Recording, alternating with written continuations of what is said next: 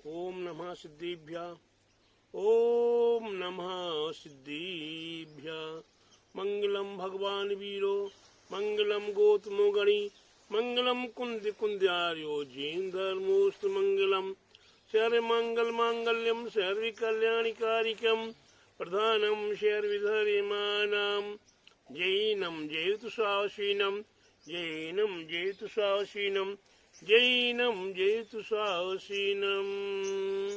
बोले समय जिन धर्म की जय, बोले विश्व धर्म की जय, श्री मानव धर्म की जय, श्री महावीर भगवान की जय, श्री क्षेत्र नेमिगिरी निम्न मूलक श्री खजालाठे आदिनाथ भगवान की जय, द्वादशांग जीन वाणी माता की जय। आचार्य गुरुवर 108 परम तपस्वी वर्षरी परम तिथि चंद्र श्रमणी 5 वर्ष के जल की त्यागी सेनानी ज्ञान वृद्धि तपो वृद्धि भयो वृद्धि आचार्य श्री 108 नेमी सागर जी महाराज की जय। आचार्य श्री 108 दया सागर जी महाराज की जय। भव्य आत्माओं, हम अपने जीवन को कैसे बदलें? हमारा जीवन अनादि काल से पापमय बीतता हुआ चला आ रहा है। हमने अपने जीवन को आज तक पाप में लगा रखा है।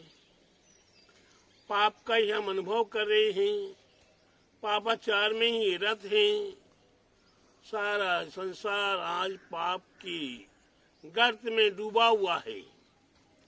चाहे हिंसा रूपी पाप हो, चाहे चोरी रूपी पाप हो, चाहे झूठ रूपी पाप हो, और चाहे विचार या चाहे परिग्रह आदि आदि परिग्रह आदि में पापों में यह संसारी व्यक्ति डूबा हुआ है और उसी में ही आनंद मान रहा है, उसी को ही अपना मान रहा है।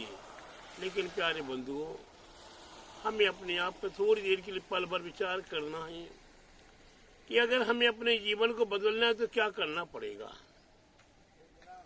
हमें अपने जीवन को बदलना है तो एक बार क्षण मात्र एकांत में जाकर अपने आप पर चिंतन करो कि मैं कौन था, मैं कहाँ हूँ, मेरे को कहाँ जाना है। हमारा लक्ष्य नहीं तो रफ्तार बढ़ाने से क्या होगा, बीज नहीं तो जलधार बहाने से क्या होगा, और स्वयं बिगड़े हुए तो दूसरे को सुधारने से क्या होगा। प्यारे बंधुओं, हम स्वयं बिगड़े हुए हैं, हमारा आज तक कोई लक्ष्य नहीं, हमें कहाँ जाना है। चार गति है, कभी भी किसी गति में चले जाते हैं। 84 लाख योनियां हैं, किसी भी योनि में चले जाते हैं। यहाँ चले जा वही मेरा, यहाँ चले जा वही मेरा, कोई समझ में नहीं आता मेरा है क्या। हम कुत्ता बन गए उसी में खुशी, हम बिल्ली बन गए उसी में खुशी, हम विष्ठा के कीड़ा बन गए उसी में खुशी। कहाँ एक खुश है, कहीं हमारे एक स्थान तो होगा, हमारा कोई ठोर ठिकाना तो होगा। हमारे आचार्य कहते हैं, हमारे प्रभु कहते हैं, हमारा ठोर ठिकाना हमारा आत्मा है। आत्मा को छोड़कर पर है, पर में हम अनादिकाल से अपना अपना कर रहे हैं। इस पर को छोड़ना है, पर से दूर होना है, पर से भिन्न होना है। दूध के अंदर घी हमेशा से था, ये और दूध में घी रहेगा। लेकिन प्यारे बंधुओं, हमें एक बार दूध को मथना पड़ेगा। दूध के अंदर से हमें मक्खन को निकालना होगा, घी को निकालना होगा। एक बार घी निकलकर बाहर आ जाए तो आपको समझ में आ जाएगा घी की क्या कीमत है। एक पाव दूध पी लोगे तो मजा नहीं आएगा, एक बूंद एक घी का अनुभव करोगे तो आनंद ही आनंद आ जाएगा। और वह घी फिर वापस उस दूध में मिलाने का कोशिश करो, चाहे गर्म करो चाहे ठंडा करो चाहे उसमें गड़बड़ करो, कितने भी करोगे अंत में वो घी ऊपर का ऊपर ही दिखाई देगा अलग से आप निकाल सकते हो, वह कहीं मिल नहीं सकता है। ना पानी में मिलेगा, ना वापस दूध में मिलेगा, न दही में मिलेगा, न मक्खन में मिलेगा, वो कहीं नहीं मिल सकता है। ठीक उसी प्रकार से हमारा ठिकाना आत्मरूपी तत्व है। हम अपने आत्म तत्व को आज तक पहचाने नहीं है, अपने आत्म तत्व का हमने अनुभव नहीं किया है। आत्मा निराकार है, निरंजन है, एकाकी है, नित्य है, निरंजन है। एक बार उस आत्मा की ओर तो झांक के देख लो, दिखाई देती है। वो जब निराकार है तो कहाँ दिखाई देगी? वह आत्मा कैसी है? निराकार है, आकार सहित नहीं है, नहीं दिखाई देगी। क्या हमारी उंगली में आत्मा है, अंगूठे में आत्मा है, हथेली में आत्मा है, हाथ में आत्मा है, क्या नाक में आत्मा है, कान में आत्मा? कहाँ आत्मा है? क्या दिल में आत्मा है, दिमाग में आत्मा? कहाँ है आत्मा? आत्मा का कोई एक स्थान नहीं है। ये जितनी बड़ी देह हमें मिल गई, उतने देह में ये प्राप्त हो गई। संपूर्ण शरीर में वो आत्मा समाई हुई है, और एक आत्मा के निमित्त से अनेकों आत्माएं समाई हुई हैं। एक जीव के निमित्त से अनेकों जीव उसमें समावेश हो गए हैं। इन सब के साथ रहते हुए भी इनसे भिन्न होना है, इनसे अलग होना है, तो केवल मात्र तप का सहारा ले लो, त्याग का सहारा ले लो, अपरिग्रह का सहारा ले लो, आपको अनुभव हो जाएगा, आपको आनंद की अनुभूति हो जाएगी, आपके जीवन में आनंद प्राप्त होने लगेगा। ऐसे आनंद को प्राप्त करने का प्रयास करने के लिए हमें हमारे पूर्वाचार्यों ने कहा, अपरिग्रह, परिग्रह जो बार पदार्थ है, ये सोना चांदी जमीन जायदाद रुपया पैसा मकान दुकान खेत क्षेत्र वास्तु ऋण स्वर्ण धन दान दासी दास कुप्य भांड, ये परिग्रह पाए परिग्रह है। क्रोध मान माया लोभ है, हास अति शोक है, जिगुप्सा स्त्री वेद पुरुष वेद नपुंसक वेद आदि ये परिग्रह है। ये परिग्रहों से हमें भिन्न होना है, दूर होना है।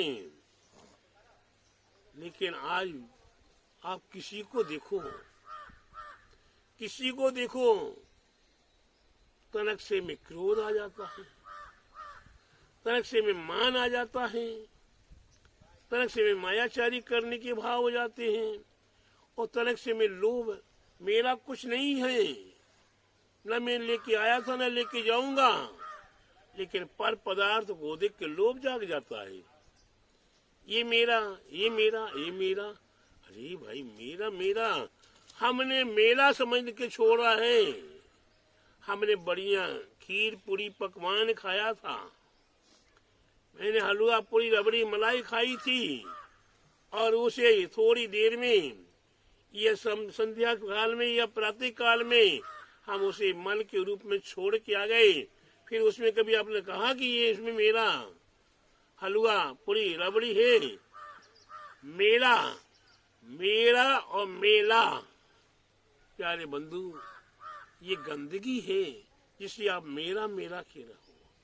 इसे मल समझ के छोड़ दीजिए, विष समझकर छोड़ दीजिए, तो आपके अंदर वैराग्य की उत्पत्ति हो जाएगी। आपके अंदर वह त्याग की पवित्र भावना जागृत हो जाएगी, आपके अंदर वह परिग्रह की भावना जागृत हो जाएगी।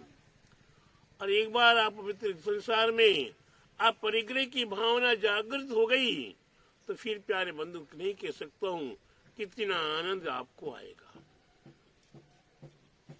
आप देखिए, साधु संतों को देखिए, त्यागी वृत्तियों को देखिए, उन्हीं के सामने क्या अच्छा बुरा हो रहा है। कितना लाखों करोड़ वाला, ये समझ लीजिए थोड़ी देर के लिए, बैंक का कैशियर, बैंक का कैशियर है, उसके पास कितना रुपया आता है और कितना रुपया उसके हाथ से चला जाता है, उसे कोई फर्क पड़ता? लाखों करोड़ों उसके पास आ रहा है तो भी विचार करता मेरा कुछ नहीं है। लाखों करोड़ों पेमेंट कर दिया, दूसरों को दे दिया तो मेरा नहीं था। ऐसी भावना प्रत्येक प्राणी की जागृत हो जाए, ऐसी भावना, पवित्र भावना हो जाए तो शायद इस संसार में मेरा, सब संसारी प्राणियों का किसी का कुछ ना था, ना कुछ है, और न कुछ लेके जा सकते हो, ना कुछ लेकर आ सकते हो। खाली हाथ आए थे, मुट्ठी बांधे आए थे और हाथ पसारे जाएंगे। प्यारे बंधुओं, परिग्रह कितना खतरनाक है। एक बार की एक घटना याद आ रही। एक गुरु चेला जंगल के रास्ते से विहार कर रहे थे। गुरु महाराज के लिए एक भक्त ने, एक राजा ने कुछ महीने भेंट दे दी और वह गुरु महाराज एक थैली में रख लेते हैं मोहरों को और रास्ते में ये वहां रुकते हैं तो चेला तो अच्छी नींद में सो जाता है। क्या होता है? चेला अच्छी नींद में सो जाता है और गुरुजी बार बार देखते रहते हैं कि मोहरे हैं कि नहीं है। एक दिन अचानक ही एक स्थान पे नहाने का स्थान था, वहां एक साथ में नहीं नहा सकते थे, एक एक करके नहाने के लिए जाना पड़ता था। तो गुरुजी ने चेला को थैली सौंप दी और कहा, बेटा तुम इस थैली को संभाल के रखना, मैं नहा के आ रहा हूं। जब तक मैं नहीं आ जाऊं, जब तक तुम इस थैली को ध्यान रखना, संभाल के रखना। ठीक है। गुरुजी नहाने चले गए। चेला के मन में विचार आया, गुरुजी ने आज तक कभी नहीं कहा था कि संभाल के रखना, संभाल के रखना, संभाल के रखना, क्या बात है विशेष। उसने थैली में हाथ डाल के देखा तो कुछ मोहरे देखी। मन में विचार आता, यार ये मोहरे तो गुरुजी के लिए एक शल्य बनी हुई है। गुरुजी हमेशा कहते रात को नींद नहीं आती, नींद नहीं आती, मैं सोता ही नहीं हूँ, मैं सोता ही नहीं हूँ। क्यों? किसकी रखवाली? उसने क्या किया, जब वो नहाने गया तो मोहरों को अपने साथ में लेकर चला गया और कहाँ डाल दिया? बावड़ी में फेंक दिया। अब उसके बाद आगे चलते हैं। लिखा हुआ है कि कहीं रास्ते में कि रास्ता डेंजर है, यहाँ चोरों का वास रहता है। थैली चेला के पास दे दी गई थी। अब गुरुजी कहते, चेला थैली संभाल के रखना, थैली संभाल के रखना। बोले गुरुजी थैली संभालने की आवश्यकता नहीं है। बोले क्यों? कि जो आपको शल्य है, जो आपको टेंशन है, वो मैंने तो अलग कर दिया। बोले क्या? बोले उसमें मोहरे थी, हमने तो हाँ नहाने की जगह पे बावड़ी में डाल दी। अपन तो निश्चित हो के चलो, आपने कोई चोरी नहीं होगी, कोई डकैती नहीं होगी, कोई छीना झपटी नहीं होगी। गुरुजी अब आराम से चलने लगी। कहने का तात्पर्य है, ये पर पदार्थ को लेकर हमने अपनी खुशी, अपना आनंद खराब कर लिया। अपने जीवन में दुखों को प्राप्त कर लिया, चिंताओं को बुला लिया, और जैसे वो मोहिनी अलग हो गई, गुरुजी भी निश्चिंत हो गए चेला भी निश्चिंत है। इसलिए प्यारे बंधुओं, ये पर परिग्रह, चाहे वो मकान हो, चाहे दुकान हो, चाहे हीरा हो, चाहे मोती हो, चाहे जवाहरत हो, और चाहे जमीन जायदाद हो, ये काय के कारण है? काय के कारण है सौरभ भाई? चिंता के कारण है, ये दुख के कारण है, ये असाता वेदनी को लाने वाले हैं, दिख संकटों को लाने वाले हैं, हमारे आनंद और हमारी नींद को घर लेने वाले हैं। इसलिए प्यारे बंधु, अगर आपको आनंद चाहिए है, सुख चाहिए है, ये छोटी छोटी सी कहानी, छोटे छोटे से उदाहरण है, अगर आप स्वीकार कर दोगे तो आनंद ही आनंद हो जाएगा आपके जीवन में। ऐसे आनंद की प्राप्ति के लिए आप निरंतर प्रयत्न करें, प्रयास करें और अपने जीवन को सुखमय कर लें। यही मेरा आप सभी भव्य आत्माओं के लिए मंगल आशीर्वाद है। यही हमारे आप सभी भव्य आत्माओं को मोक्ष मार्ग प्रशस्त करने का उपाय और सलाह है। अपने जीवन को आनंदमय करते हुए अपने जीवन को पावन करें। यही मेरा आप सभी भव्य आत्माओं के लिए मंगल आशीर्वाद है। और अपने जीवन को आप परिवर्तित छोटे से उपाय में ही अपने जीवन को परिवर्तित कर सकते हो। जो नरक का रास्ता था, वही आपको स्वर्ग और मोक्ष का रास्ता तैयार हो जाएगा। बोले महावीर भगवान की जय। बोले द्वादशांग जिनवाणी माता की जय। बोले आचार्य गुरुवरी स्वाति परम तपस्वी परम तेसी संत शिरोमणि पंचवर्ष के जल के त्यागी संसेनानी ज्ञान बल वयोवृद्धि वात्सल्य मूर्ति आचार्य श्री 108 नेमी सागर जी महाराज की जय। आचार्य श्री 108 दया सागर जी महाराज की जय।